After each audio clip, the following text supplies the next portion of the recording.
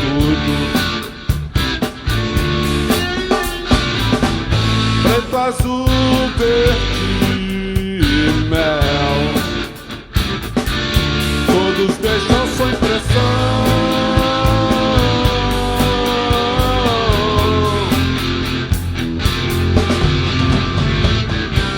Tem algo melhor que uma história. Preto é profundo, vive o mistério, possível de ver além. Por mais que se tente enxergar,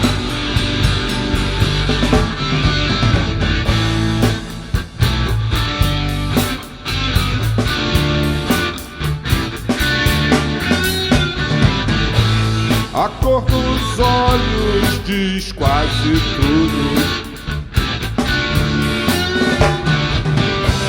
Tem algo melhor que o mistério.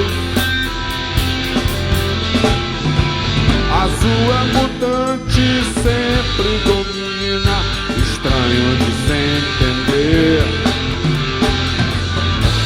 Por mais que se tente gostar,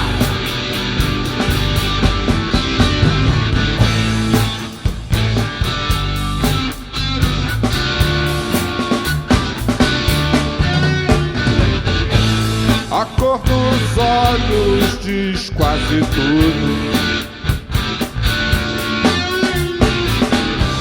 Tem algo melhor que viver. Verde atraente, pura paixão, encanto arrasador. Por mais que se tente evitar,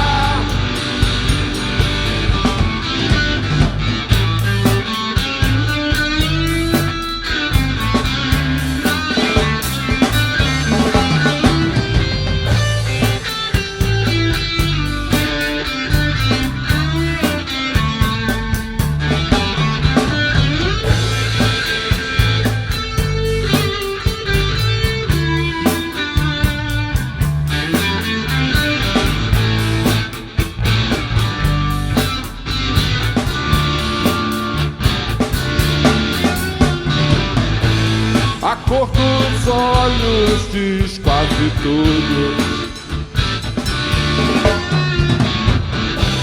Tem algo melhor que tudo isso. Mel é o preferido, claro, escuro, impossível de definir. Quem sabe o tempo consegue